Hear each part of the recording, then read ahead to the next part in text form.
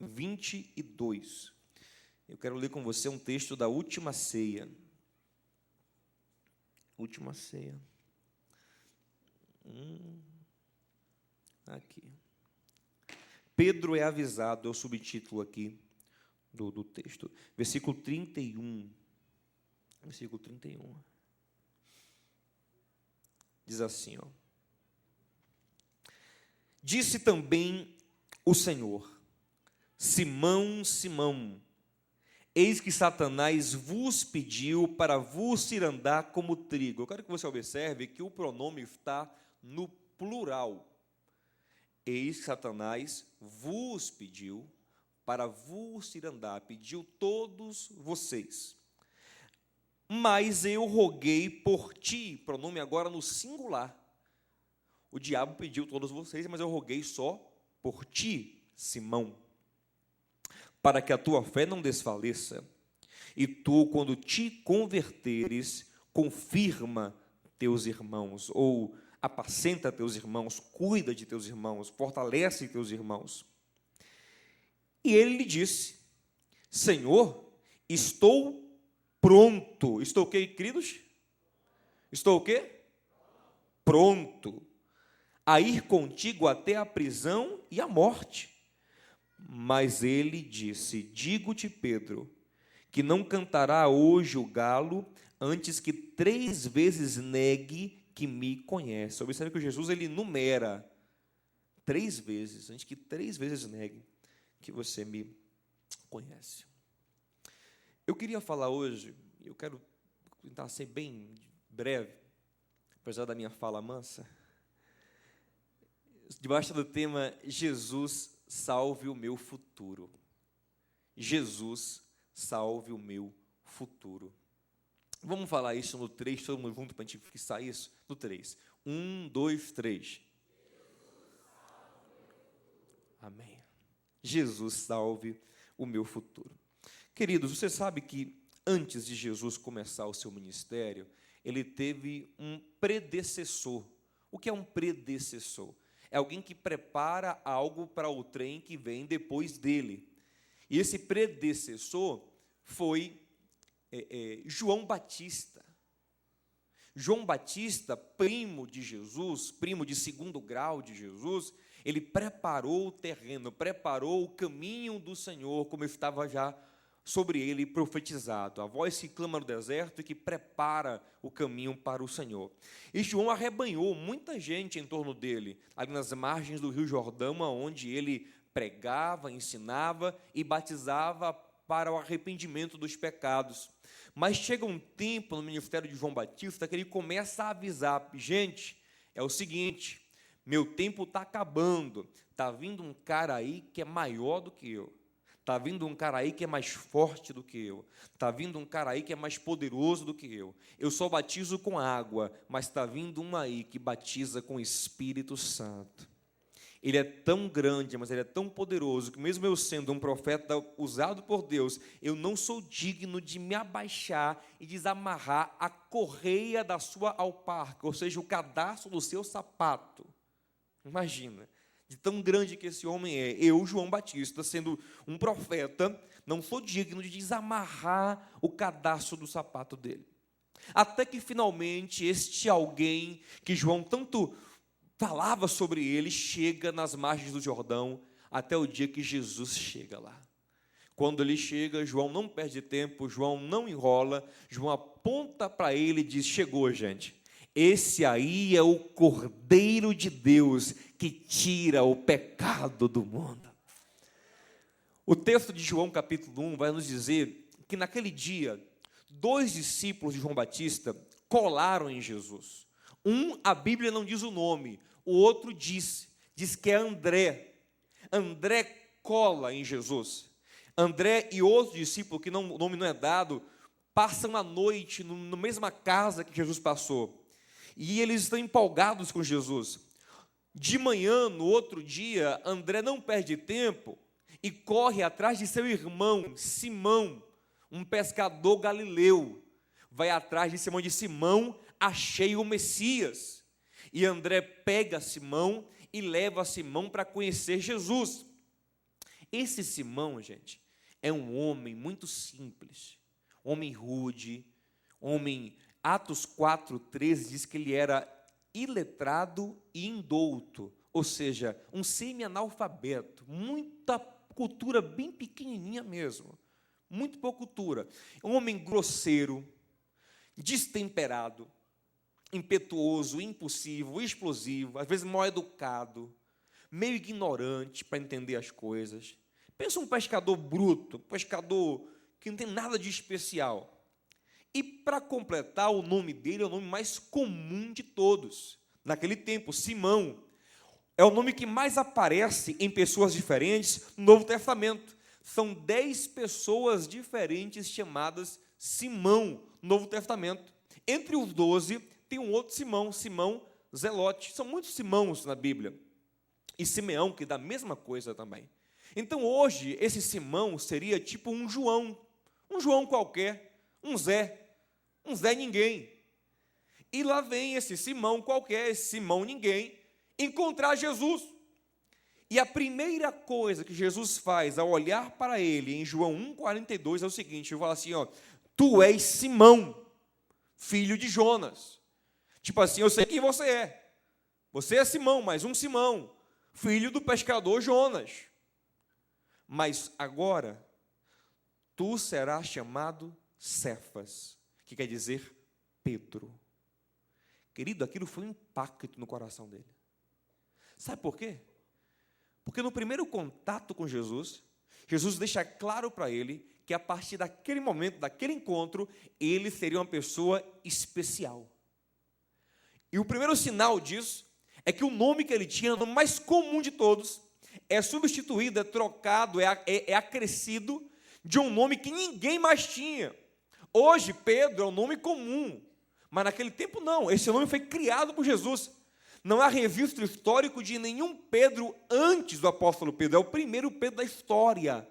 Naquele momento, aquele homem comum, simples, um pescador rude, um Simão qualquer, chega ali sem muita expectativa, e de repente, eu sou Pedro. Você ouviu aí, André? Ouviu aí, André? Como é que é, Senhor? Isso, Pedro, Petros. Poxa, gostei desse cara. E Jesus, ele começa a fazer Pedro cada vez mais ver que ele seria uma pessoa especial. Você não vai ser pescador de peixe, vai ser pescador de homens. Começa a dar um valor para aquele homem extraordinário, queridos. E é isso que Jesus faz conosco quando ele entra em nossa vida. Ele começa a nos dar um valor que nós não tínhamos antes, a nos levar para um nível de valorização que nós não tínhamos antes. Começa a colocar tesouros nos vasos de barro. Eu, por exemplo, se você conhecer a minha história, você vai achar muito louco. Um dia talvez eu vim aqui e conte minha história.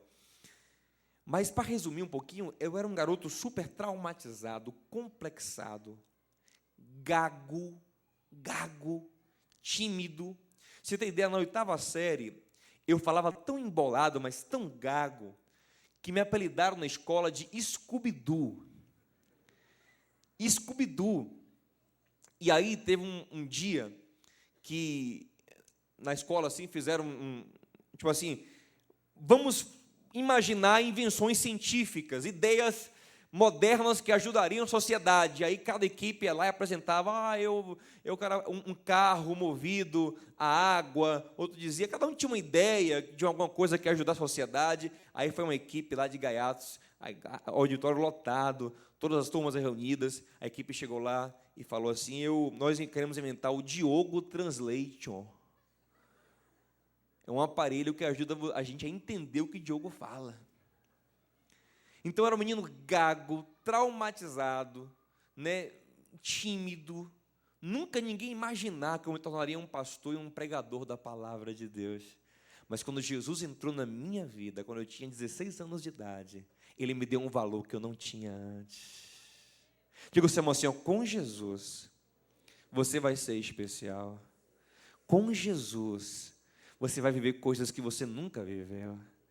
Você já percebeu que a promessa bíblica e que o nosso novo nome, que está lá em Apocalipse, é um nome que ninguém tem, que ninguém conheceu? Não é um nome comum. Para cada um, Deus tem um valor único e exclusivo. Ele não te enxerga como mais um na multidão. Você é especial para Ele. Pedro entende tanto isso que ele escreve na epístola dele, 1 Pedro 2,9, ele fala assim: nós somos agora geração eleita, sacerdócio real, nação santa, povo adquirido. Nós somos especiais. Os 12 eram especiais. Os 12 passaram a receber promessas lindas. Por exemplo, em Mateus 19, 28, fala assim, o Senhor fala assim, ó, vocês que estão andando comigo, vocês 12, vão sentar em 12 tronos para julgar as 12 tribos de Israel na minha glória. Ou seja, no estabelecimento do reino de Cristo sobre a terra, chegará um tempo em que as tribos serão julgadas e vocês vão julgar elas. Ou seja, a posição patriarcal. Era muita honra. Eram homens galileus que ninguém conhecia, e de repente se elevam a uma patente patriarcal em Israel. Ou seja, andar com Jesus traz valor para a gente. Andar com Jesus faz o crente ser especial. Nessa mensagem Isaac e Rebeca, eu falo um pouquinho sobre isso no final da mensagem. Porque hoje muita gente, muito jovem, que é crente, não entende o valor que ele tem em Cristo. Em vez de confiar no valor que ele tem em Jesus, ele quer competir nos valores do mundo. Por exemplo, a menina ela quer casar, aí onde ela confiar no valor que ela tem como mulher de Deus, ela quer competir com o valor do mundo. Sendo que o valor como mulher de Deus, observe, Provérbios 31 fala da mulher virtuosa. Em nenhum momento do texto fala que a virtude dela é pelo requebrado dela, é pelo cabelo dela, é pelo olhar dela, né? Nada disso. É só graça, fidelidade, sabedoria, esforço, trabalho, zelosa. E no final ainda fala assim, ó, vã é a graça, enganosa é a formosura, mas a mulher que teme ao Senhor, essa tem a promessa de ser louvada. Só que aí a gente não acredita nisso, a menina não acredita, ela é crente, mas não, eu tenho que mostrar meu valor. Aí bota no Facebook uma foto de biquíni assim, ó. Ainda bota um versículo embaixo. Ela não acredita que o valor dela em Cristo é suficiente. Mas ela não entende que até o cara do mundo, para casar, está buscando alguém que tenha valor em Cristo. Quantos homens eu não conheço que dizem assim, rapaz, eu vou pegar geral, mas na hora de casar, eu quero casar com a crente. Mas quando ele abre o Facebook da crente, que encontra a crente de biquíni com o versículo embaixo, aí dá um nó na cabeça dele, vai, pô, não entendi nada agora. Cadê o valor que essa menina tinha? Cadê o diferencial que ela tinha? Porque uma pessoa que entende o valor que ele tem em Cristo, irmão, ele é diferente. Ele age diferente, ele se posiciona diferente na vida. E esses 12 homens passam a ter um valor extraordinário. Mas, queridos, Pedro ainda tem mais valor. Pedro começa a receber de Jesus promessas de liderança, promessas de pastorear os outros, de ser o líder, de ser o cabeça, não o cabeça da igreja, porque o cabeça da igreja é Cristo, mas o cabeça daquele grupo ali que estava sendo formado. O principal, sim, o principal deles, o líder, o que é influenciar, o que é cuidar dos outros. E aí alguém se pergunta, mas por que Pedro? Essa é a pergunta que eu quero te fazer hoje. Por que Pedro? Essa é a resposta para a nossa mensagem de hoje. Por que Pedro? Pergunta, irmão, assim, por que Pedro, querido? Se você lê os evangelhos, você vai perceber que Pedro parece ser o mais desqualificado, gente. Você olha outros apóstolos com virtudes que Pedro não tem. Por exemplo, João era carinhosíssimo. João deitava no peito de Jesus. Você sabe aquela pessoa carinhosa, ideal para ser um pastorzão carinhoso, amoroso? João, né? Judas era um bom administrador, tanto que a bolsa do ministério ficava na mão dele, então ele era um bom administrador. Natanael, Jesus disse que era um israelita em quem não havia dolo, não havia maldade, não havia fraude, ideal para ser um pastor. Simão Zelote era um nacionalista. Zelote vem do nome zeloso, um idealista, convicto dos seus ideais. O Mateus era publicano, tinha boa relação com o Império Romano. Ou seja, várias características que Pedro é o mais atrapalhado. Pedro é impossível. Pedro não entende as coisas direito. Pedro fala quando não tem que falar. Pedro, quando fala, dá lugar ao diabo. Está aqui, Jesus, não vá para a cruz, não, para trás de mim, Satanás. Pense aí, querido. Por que Jesus escolhe esse cara para ser o líder, o pastor? O que é que ele tinha? Alguma coisa ele tinha. E o que é que ele tinha? Eu vou lhe dizer. Pedro não tinha as qualificações que os outros tinham, mas Pedro tinha algo que nenhum outro tinha. Pedro era, entre os 12, o apaixonado por Jesus. Pedro era apaixonado, ele era atrapalhado, destrambelhado, impossível, mas era apaixonado. Ninguém era apaixonado como Pedro era. Quando ele levantou na mesa e falou assim, Jesus, ainda que todos te neguem, eu não te nego, era verdade aquilo, ele achava mesmo que não ia negar. Ele dizia, eu vou morrer contigo, era verdade. Tanto é que no Getsemane, quando vem a guarda do templo prender Jesus, todo mundo corre, quem fica? Pedro, meu irmão. Ele fica, ele puxa a espada, ele encara, ele arrisca a vida dele, porque ele era apaixonado por Jesus. Ele só embanha a espada porque o Senhor manda ele embanhar. Uma vez Jesus pregou uma mensagem dura, todo mundo caiu fora. Ele percebeu que até os 12 estavam querendo cair fora. Ele falou assim, e vocês querem cair fora também? Ele disse, aonde, Jesus? Aonde é baiano, viu? Aonde? Já viu isso? Aonde? É na gente lá. Aonde, Jesus? Para onde iremos nós? Ou então, oxente, Jesus. Para onde iremos nós? Se só o Senhor tem as palavras de vida eterna. Isso é Pedro, querido. Isso é Pedro. Quer ver uma coisa legal de Pedro? João capítulo 13. Jesus está lavando os pés dos discípulos. Pedro fica revoltado com isso. Tipo assim, como é que pode um mestre fazer o papel de um serviçal baixo, lavando os pés da gente? E o pé daquela época, não era o pé como o de hoje, não. Era um pé sujo, porque as alparcas de couro apertadas no sol quente, numa rua, sem saneamento básico, tudo cocô de cavalo, tudo na rua, e aquele pé sujo com a alparca de couro, fedorento. Tanto que era educado alguém chegar na casa do outro e ter alguém para lavar o pé, porque ninguém aguentava aquele pé dentro de casa. Irmão. Jesus, ele para lavar 24 pés sujos. Pedro fica revoltado, diz, como é que pode? No mestre, né? Ô João, toma vergonha, Tiago, para com isso, Tiago. O André, sai daí, rapaz, que coisa feia. Aí fala, Jesus, o meu pé, o senhor não lava, isso é um absurdo. Aí o senhor falou para ele assim, Pedro não lava seu pé, não é? Pedro não lava o pé, né? Então, é o seguinte, você não tem parte comigo se eu não lavar o seu pé. Sabe o que ele fez? O que, Jesus? Lave minha cabeça, lave minha mão, me dê um banho todo. Mas não me largue, não. Não me deixe, não. Isso é Pedro. Atrapalhado, equivocado, mas apaixonado. Ouça aqui o que eu tenho para lhe dizer hoje, querido. Nós estamos num tempo, como nunca antes, de jovens qualificados. De uma juventude inteligente, que tem acesso às informações, pessoas sagazes, sabidas, espertas. Hoje não é fácil você pregar qualquer coisa e passar qualquer coisa. Sabe qual culto que eu mais tremo para poder pregar? É esse aqui, de jovens. Porque vocês são espertos. Se eu falar uma coisa errada aqui, daqui a pouquinho já rola aqui no Twitter. Ih, o pastor é fraco. Falou besteira. Citou o texto errado, não sabe nada. Nunca tivemos um tempo de jovens tão teólogos como hoje. Hoje todo mundo estuda teologia, conhece teologia, sabe de teologia.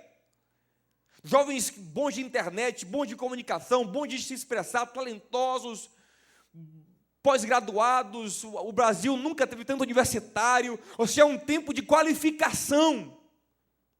E às vezes a gente acha que isso é o que Deus está procurando. Tudo isso é bom, se qualifique mesmo, seja bom mesmo. Mas o que Deus procura sobre a terra ainda é a mesma coisa que Ele procura desde os tempos de Jesus.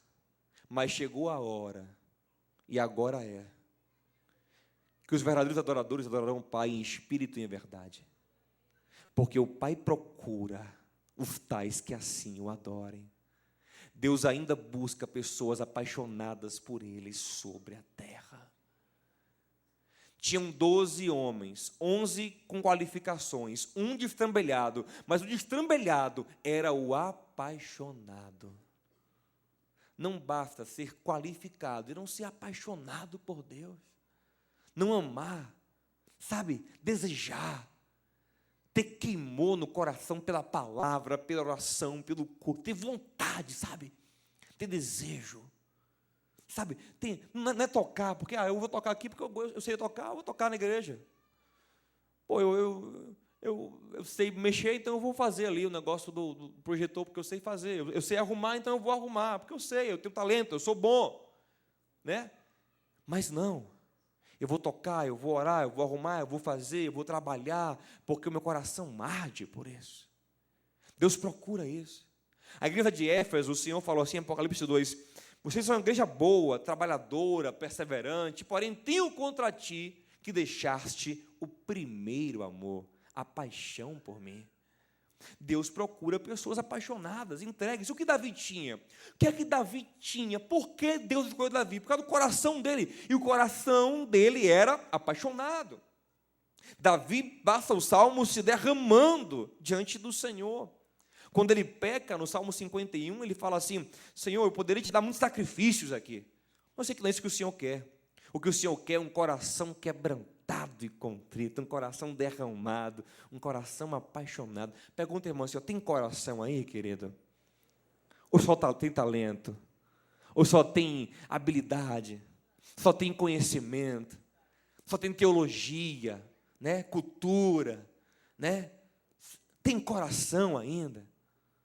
Ainda tem sentimento, ainda pulsa teu coração pela presença de Deus, você deseja ardentemente a presença, a graça, a unção, a palavra, a comunhão com o Espírito Santo, você ainda quer isso mesmo?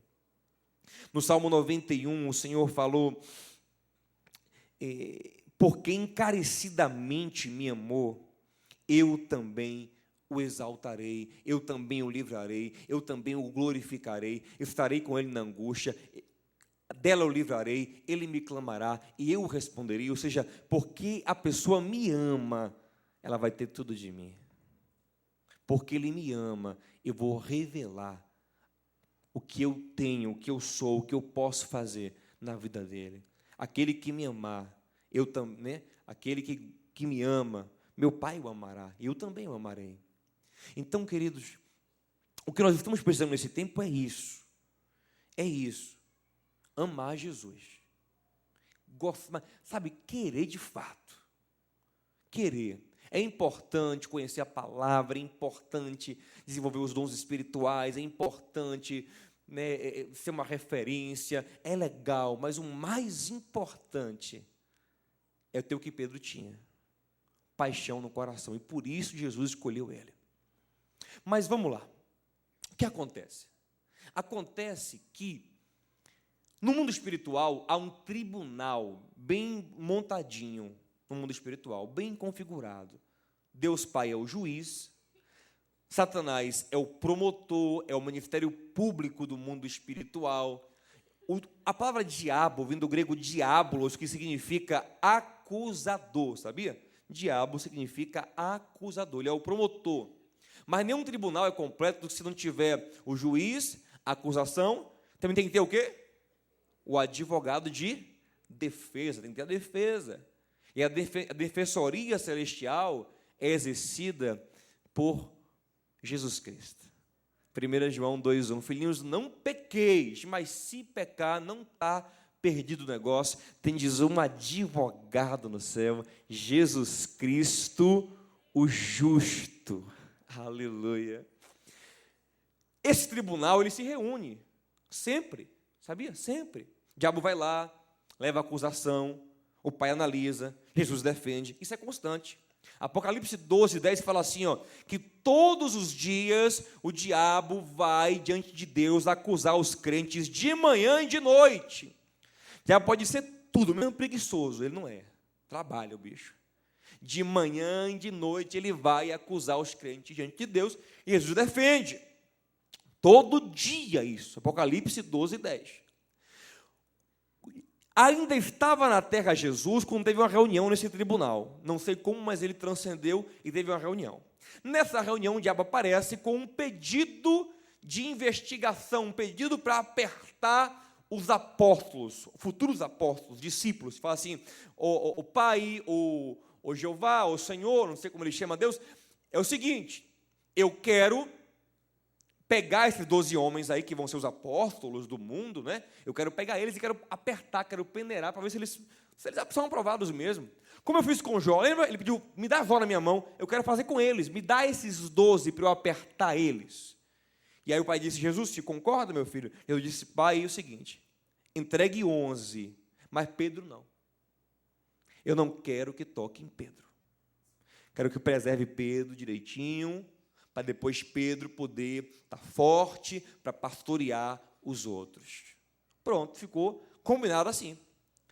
Chega na Santa Ceia, o mestre está explicando isso para Pedro. Vem cá, Simão, ó, Simão, até para ele lembrar quem ele era, né? Ó, Simão, o seguinte, teve uma reunião e o diabo pediu para poder pegar todos vocês, vos peneirar, ou o pronome vos, todos vocês. Mas eu roguei por quem? Igreja, por ti. Para a tua fé não desfalecer, para você ficar forte, firme, Pedrão, para depois pastorear teus irmãos. Era para Pedro ficar feliz com isso, mas Pedro não ficou feliz. Ao contrário, ficou chateado. Tipo assim, como é que é, Jesus? Por mim você clamou? Que é isso, Jesus? Tomasse por Tiago, por Tomé, esse incrédulo, por Judas, esse ladrão aí. Por mim? Não, eu sou forte. Eu sou maduro. Sabe quando você está sentindo o cara, aí vem assim um vaso de Deus, eu falo assim, ó, vigia, varão. Porque o diabo quer lhe pegar, vigia, varoa. O diabo quer me pegar nada, rapaz, eu sou forte. É tipo isso, ele disse, eu sou forte. A expressão que ele falou foi assim, eu estou pronto. Eu estou o quê, gente? Eu estou o quê? Essa é a palavra mais perigosa que um crente pode falar. Quando o crente bate no peito e fala, eu estou pronto, eu sou forte, eu sou maduro, tenho discernimento, eu sou espiritual, esse cara sou eu.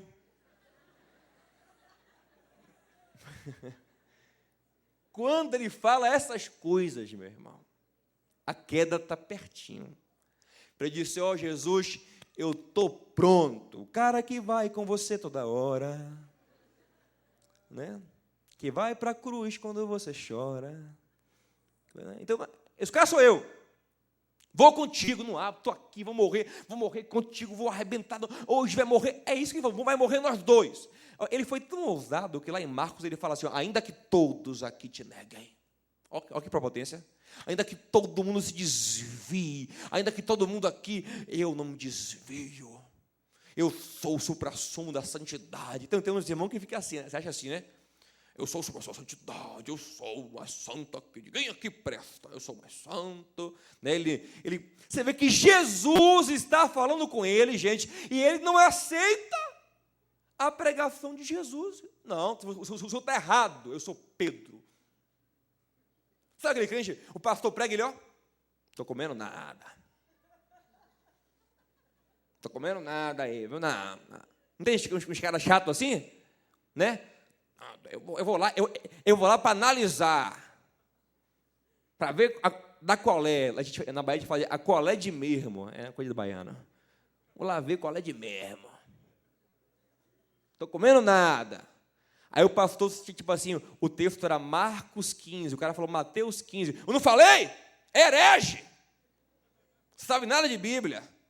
Aí depois está todo mundo ali, poxa, que bênção, poxa, eu fui abençoado, Deus falou comigo. Tá, ele, bênção nada, rapaz. Ele falou Marcos 15.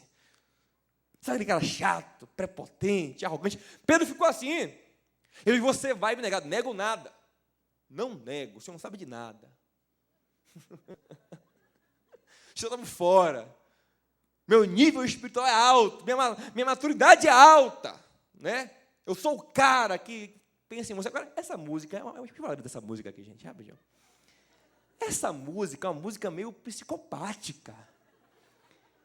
Não é sério, pense comigo, ó. O cara que pensa em você toda hora. Esse cara parece que é meio doido. Observe, ó. Conta os segundos quando você demora. Agora é doido mesmo. 1, 2, 3, 4, 5, 6. O cara é maluco, rapaz. E o cara é agressivo, quer ver? Pega você pelo braço. Esbarra em quem for que interrompa seus passos. Ou seja, ó. Irmão, esse cara é muito louco. Cai fora desse maluco. Mas venha para cá. Venha para cá. Então Pedro se acha o cara. Diga ao seu irmão assim, ó. Vigia, querida. A carne é fraca. Paulo falou assim, ó. Quem pensa que está de pé, quem supõe que está de pé, então vigia para não cair. Toma cuidado, para com isso, você é fraco, você tem um potencial de pecar que você não imagina, sabe? Você tem um potencial para fazer. Às vezes a gente conversa com alguns irmãos, pastor, eu nunca imaginei que eu ia fazer isso na minha vida. Eu sempre condenei isso. Eu disse, eu sei, meu irmão. Mas você condenava nos outros. Você nunca achou que você poderia fazer. Mas há um potencial imenso de pecado em nossas vidas, gente. Muito grande mesmo. Vigia. Pedro se achou o cara, e esse é o problema. Quando o cara diz, esse cara sou eu. Né? Esse é o problema. Então, vamos lá. Ele foi. Saiu dali, sou o cara, pá. Aí, daqui a pouco, nessa falta de vigilância, nesse não ouvir a palavra, nesse coração duro, ele foi aberto. Porque se ele fosse vigiando, eu vou negar, então eu vou vigiar. Não, ele foi aberto. E o pecado acontece assim, a gente vai aberto. Aí ele foi aberto, aí daqui a pouquinho chegou uma criada, e falou assim, numa rodinha assim, você anda com ele, com Jesus. Ele disse, eu não conheço ele, não. Pecou e nem percebeu que tinha negado Jesus. Mais na frente, um cara falou assim, rapaz, você também estava com ele. Ele disse, eu não. Aí outro falou assim, rapaz, eu conheço você é galileu, você fala igual a ele, você anda com ele. Ele disse, já disse que eu não conheço, não sei quem é ele. Ele cai e nem percebe. Igual Sansão, Deus sai da vida dele, ele nem percebe, está ali na boa. Aí lá na frente, Jesus, olha para trás, o olhar de Jesus cruza com o olhar de Pedro, aí a ficha dele cai, que ele tinha feito uma besteira, ele começa a chorar amargamente por isso.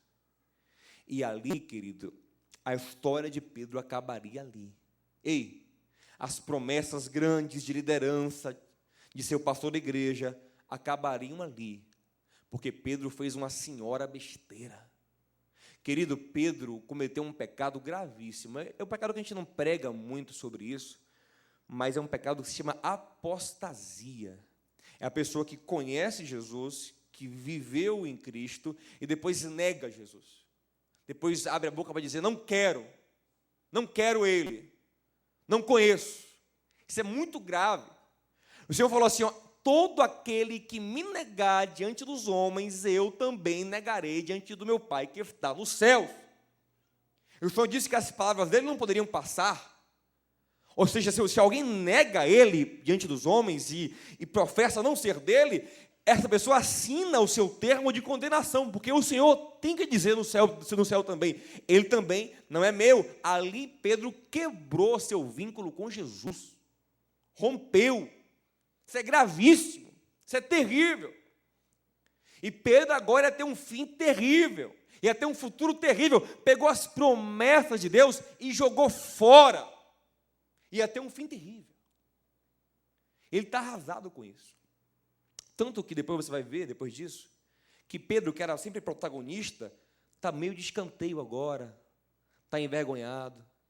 Tem hora que os anjos falam às Marias que foram no túmulo assim, ó, manda dizer aos discípulos e também a Pedro que o mestre ressuscitou e vai ter com eles. Ou seja, Pedro está sendo incluído como alguém à parte dos discípulos, aos discípulos e a Pedro. Alguém à parte, alguém à margem, alguém desviado, alguém que está ferido, que está machucado pelo pecado, que está caminhando para a destruição.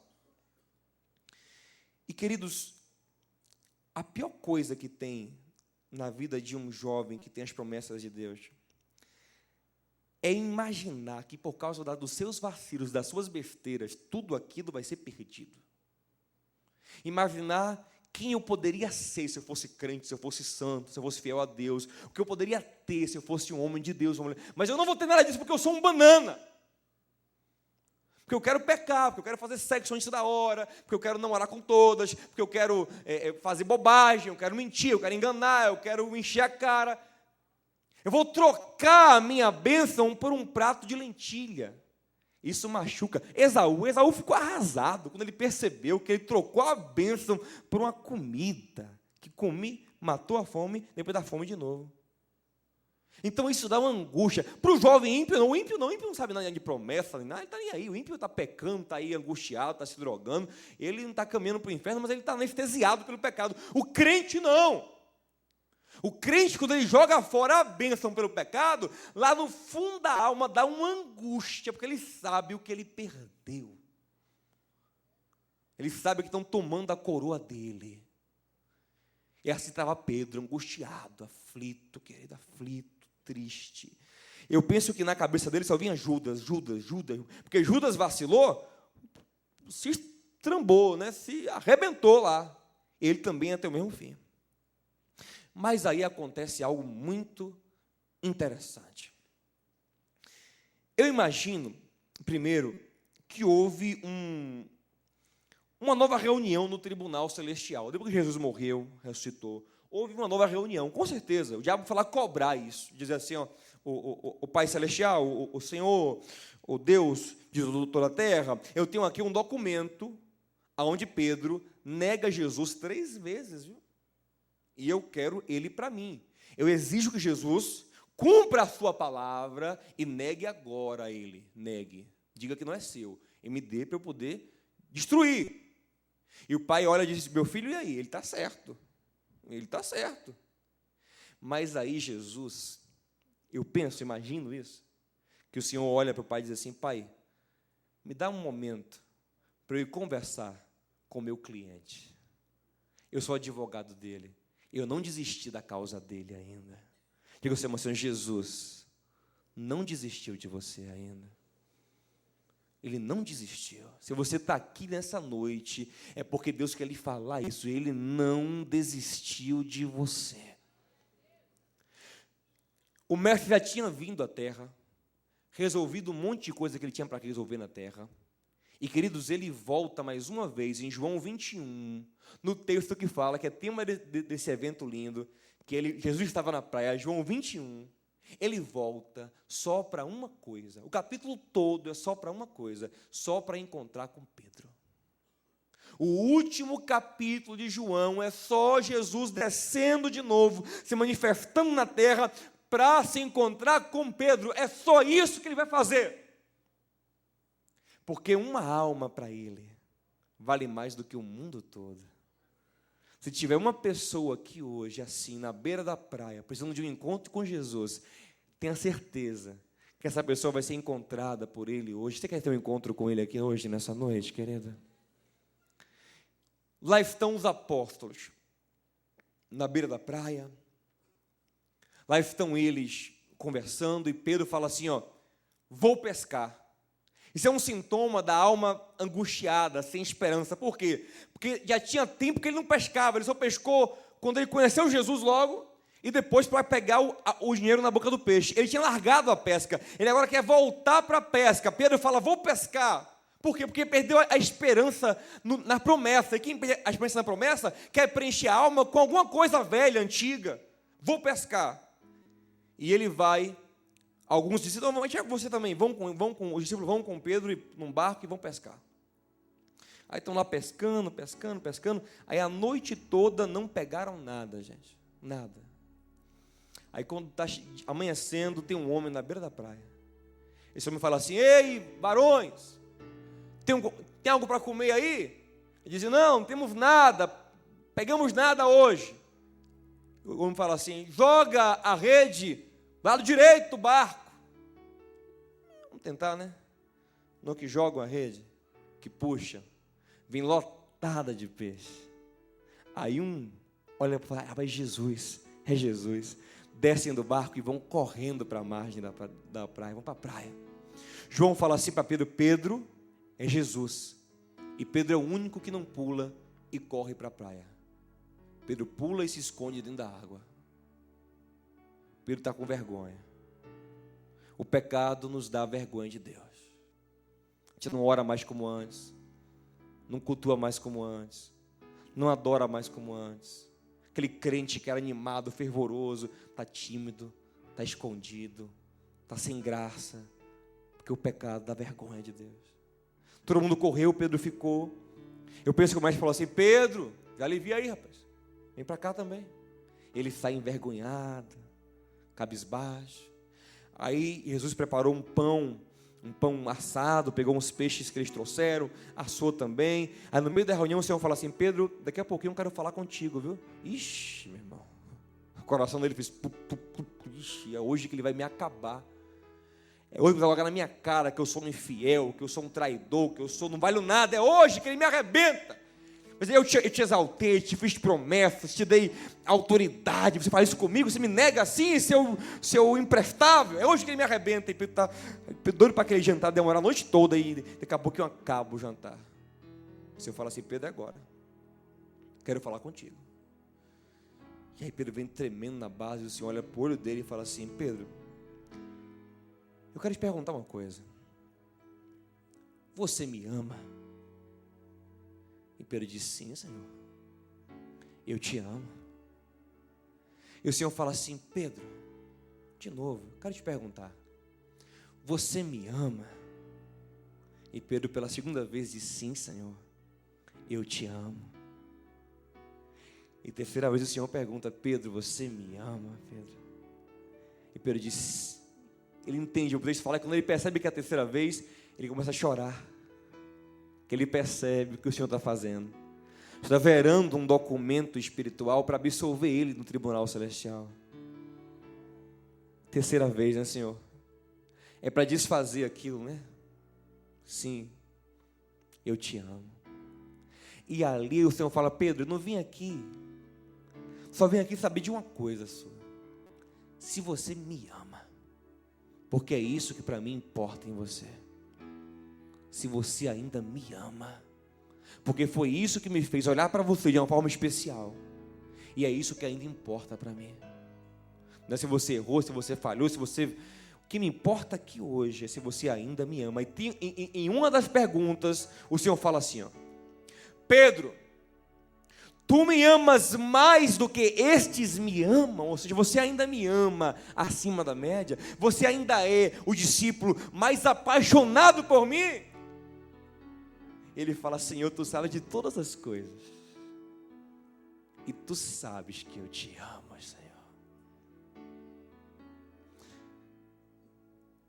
Hoje, para Deus restaurar a sua vida, te levantar, a única pergunta que interessa agora, a primeira que interessa agora: você ama a Deus?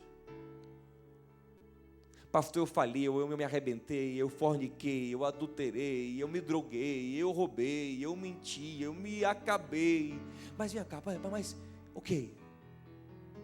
Mas lá no fundo do coração, você tem saudade de Jesus? Da presença dEle? Da comunhão com Ele? Das promessas? Você ama o Senhor? E sabe o que é mais lindo, querido? Que com aquelas 3 afirmações o Senhor resgata Pedro, o Senhor está salvando a alma de Pedro. Mas o mais lindo é que em cada vez que Pedro falava assim: Senhor, eu te amo, a resposta do mestre para ele era: apacenta as minhas ovelhas. Ou seja, as minhas promessas na tua vida de pastoreio, de ministério, de liderança ainda estão de pé. Se você me ama, eu te restauro. Eu ainda quero te usar. Ainda quero te abençoar. Como é, Senhor? Apacenta as minhas ovelhas. Eu ainda conto com você. Fique de pé comigo em nome de Jesus. Se ainda houver amor no seu coração, as promessas de Deus para a tua vida estão de pé, querido. Se ainda houver no teu coração amor, Deus pode restaurar a sua história, a sua vida. Você ainda ama o Senhor? Você ainda ama Jesus? Mas pastor, eu perdi tempo, pastor, eu me acabei, pastor, eu me enrolei. Mas a pergunta hoje não é essa, a pergunta é: você ama ainda? Você é capaz de se derramar, de se quebrantar, de confessar, de dizer eu amo, eu quero me lançar? Se você é capaz disso, há perdão e graça para a tua vida hoje, há restauração hoje, e você vai ouvir no teu coração: ei, meu projeto para você ainda está de pé, apacenta as minhas ovelhas. Eu queria orar com você, fazer uma oração breve, Davi, e queria fazer uma oração especial por você que talvez tenha ouvido a acusação do diabo, dizer assim: você já era, acabou, não dá mais, você perdeu tudo. Mas o Senhor fala assim: não, se você ainda me amar, eu te perdoo, eu te restauro, e as minhas promessas estão de pé, apacenta as minhas ovelhas. Não deixe o diabo atormentar a tua mente, não. Vem aqui no altar, eu quero orar pela tua vida. Vem aqui. É uma noite de restauração, né, pastor? Vem aqui, diga assim: não, eu não vou aceitar isso no meu coração. Eu quero ver as promessas cumpridas. Saia do seu lugar. Você quer receber essa oração, a restauração de Deus na sua vida. Saia do seu lugar, nós vamos orar juntos. Vamos orar juntos. Você que diz: eu preciso de restauração, eu preciso começar o ano restaurado, reconstruído, reerguido. Sai agora do seu lugar. Toda igreja em oração nesse momento. Vem cá, vem correndo. Tenha vergonha nenhuma, vergonha são outras coisas. Vem da galeria. Vergonha são outras coisas. Isso é lindo. Venha para a praia com Jesus. Ele está na praia com você hoje aqui. Ele preparou pão e peixe para você aqui hoje. Ele quer ter uma conversa com você. A gente foge da conversa com Deus porque acha que a conversa é para nos matar. Não é. A conversa que Ele quer ter contigo é para te salvar. É para salvar teu futuro. É para salvar a tua história. Davi, o lindo Davi, ó, é que passam-se uns 40 dias. Pedro vai para o Pentecostes. Aí Pedro está aquela multidão. Ele nunca pregou na vida. Aí vê aquela multidão assim. E Deus fala com ele: agora, Pedro, eu te perdoei, eu te restaurei. Hoje começa teu ministério. Abre a boca, Pedro. Vai, Pedro, estou contigo. Aí ele abre a boca. E a primeira pregação de Pedro, 3.000 pessoas se rendem a Jesus. Você pode aplaudir ao Senhor por isso, querido.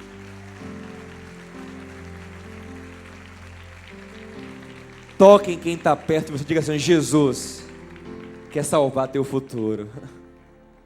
O futuro que nós mesmos comprometemos com nossas escolhas erradas. Sempre mais, Marquinhos. Ele quer salvar. Vamos orar agora juntos. Essa é uma palavra, como o pastor Davi disse, de restauração para nossas vidas, de renovação. E a pergunta é: você ainda ama Jesus? Mas pastor, eu errei, eu falei, mas você ainda ama? Você me ama? Você me ama? Quando alguém trai a gente, a única maneira de perdoar de verdade, assim, e continuar com aquela pessoa, é se a pessoa de verdade amar a gente. Você pode ter traído o Senhor, mas se você ama Ele, Ele vai te perdoar, Ele vai te restaurar, e vai lhe dizer: apacenta as minhas ovelhas. Meu projeto está de pé na sua vida. Pai, nós estamos na Tua presença e nós queremos apresentar esse Teu povo precioso no Teu altar, Senhor. Pai, quantas vezes nós, por falta de vigilância, por nos achar fortes demais, maduros demais, espertos demais, sabidos demais, não ouvir repreensão de ninguém, não ouvir exortação de ninguém, nós saímos às vezes por aí, Senhor, como super crentes, e de repente a queda vem, Senhor, o pecado vem, a frustração vem, a vergonha vem, E quando o Senhor está na praia, em vez de correr ao teu encontro, nos escondemos atrás do barco, nos escondemos no meio do mar, em vez de correr para a praia para te encontrar, porque o pecado nos envergonha, como Adão se escondeu entre as folhas, porque o pecado nos faz querer ficar longe do Senhor, envergonhado. Mas hoje o Senhor está na praia para encontrar com os Pedros aqui, Senhor. Eu sinto o cheiro do pão que foi assado aqui hoje. Sinto o sabor do peixe que o Senhor preparou aqui, Pai. E eu sei que hoje o Senhor não quer perguntar: por que você me traiu? Por que você me negou? Por que você adulterou? Por que fornicou? Por que se drogou? Por que mentiu? Não! A pergunta hoje aqui é: você ainda me ama, meu filho? Você ainda me ama? Lá no fundo do seu coração você ainda me quer? Pai, aonde houver uma resposta: sim, Senhor, eu te amo, perdoa ele agora, Pai. Restaura ele agora, Senhor. Renova sobre ele as tuas promessas. Diz do coração dele: apacenta as minhas ovelhas. Abençoa, Senhor, restaura, renova, cura, liberta e salva o futuro dessa geração que te ama, que era só Simão, mas agora são Pedros especiais na tua presença.